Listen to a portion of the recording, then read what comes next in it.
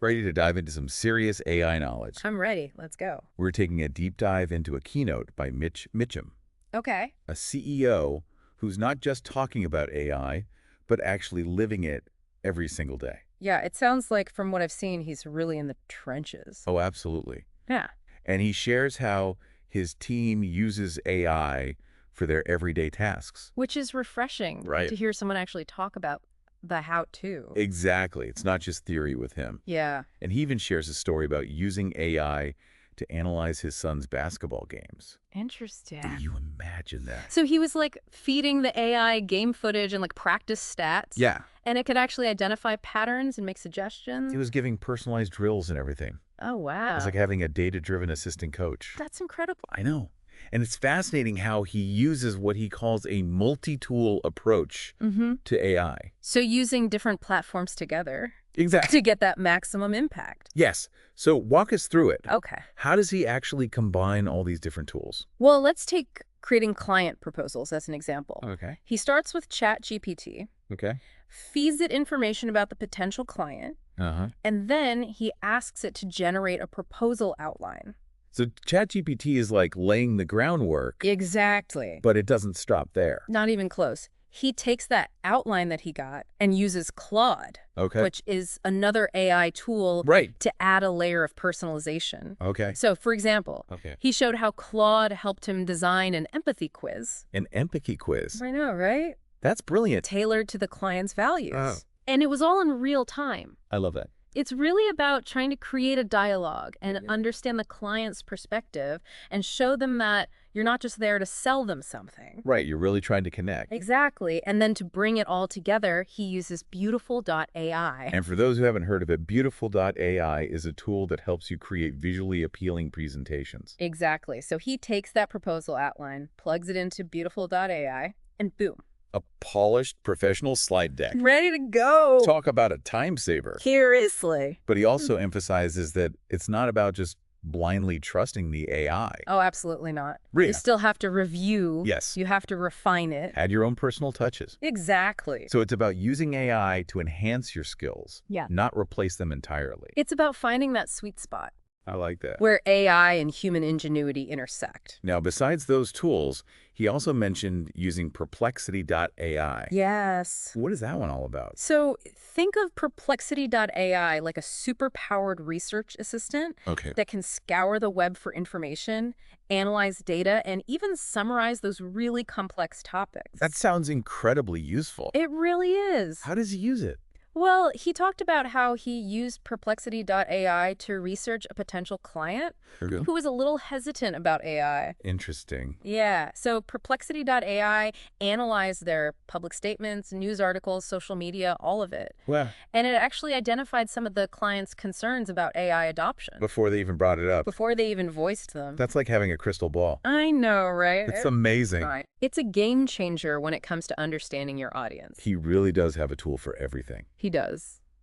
But I'm curious, with all this emphasis on efficiency and speed, does he ever worry about losing that human touch?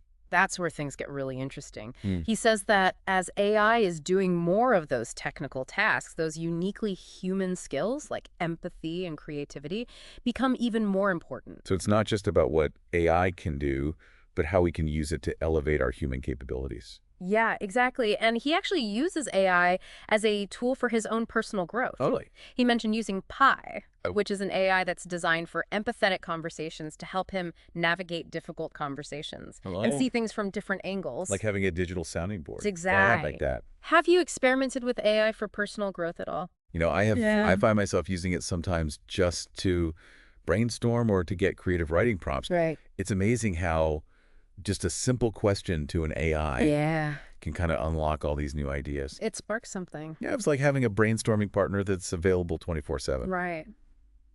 But speaking of creativity, do you think AI will ever be able to, like, truly replicate human creativity? That's the million-dollar question, right? I mean, it can definitely generate some impressive stuff, even in creative fields like music or art. Yeah. But I don't know, there's just a certain spark, Right. a human element that I don't think AI can replicate. Yeah. At least not yet. Yeah, it's like the difference between a technically perfect photograph and one Yeah. that captures like real human emotion. Exactly, and that's where our role as humans becomes even more important. Yeah. We bring that critical thinking, emotional intelligence, Right. the ability to connect with people. And inspire. Yeah, So it sounds like what he's saying is that AI is not a threat to humanity, but an opportunity to redefine it. exactly. It's exciting. It is. It's an opportunity to really focus on what makes us unique. So what would you say to someone who's listening to this and they're feeling a little anxious about AI? I think knowledge is power, right? Right? So I would say, educate yourself about AI, experiment with the different tools, Yeah. but don't be afraid to ask those tough questions. Yeah. And most importantly, focus on developing those human skills. Because those are always going to be in demand. Always, always. It's about finding that balance. Embracing AI, but staying grounded in our humanity. Absolutely. Now, before we move on, I wanted to touch on something else that Mitch talked Okay. about the potential downsides of AI. Okay. Specifically, the risk of becoming overly reliant on its speed and efficiency. I can see that. Yeah, Like if you get used to AI's instant gratification, the human pace of the world might feel frustratingly slow. exactly. He actually told a story about how Well, after using AI a lot for a few months, he found himself getting impatient with colleagues, oh, no, even no. family members, During conversation. during conversations. Yeah. Wow, it's like his brain was rewired. It's like he was operating at AI speed. Yeah. And he realized that he was sacrificing genuine human connection Wow. for efficiency. That's a little sobering. It is. It Yeah. is. So how do we avoid falling into that trap? Mindfulness, being present, Okay. practicing patience. Right. Remembering that not everything has to happen instantly. Yeah, it's like we need to remind ourselves that sometimes slower is better. Totally. And, he actually recommends scheduling time for AI-free activities, like Sure. going for walks, having coffee with friends, Yes. or even just putting your phone down. Being present. Exactly. Yeah, those are good reminders for all of us. It's so easy to get caught up Yeah. in the tech. And forget to like appreciate the simple things. Yes. He also talked about the importance of being intentional.